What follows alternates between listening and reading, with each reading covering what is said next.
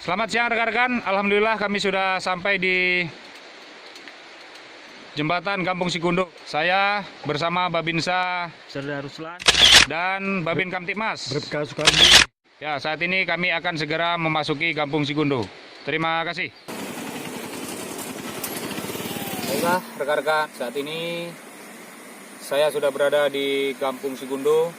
Saya masih bersama rekan Babinsa dan Babin Kamtipmas serta Buci Kampung Sikundo. Alhamdulillah saat ini Kampung Sikundo sudah masuk aliran listrik. Dalam rangka Hari Bayangkara ke-73, kami mengadakan patroli dialogis ke Kampung Sikundo dengan mengedepankan Babinsa dan Babin Kamtipmas. Kegiatan ini juga bertujuan untuk memberikan rasa aman dan nyaman kepada masyarakat, serta menunjukkan kepada masyarakat bahwa TNI Polri tetap solid dalam upaya membangun negeri. Salam NKRI.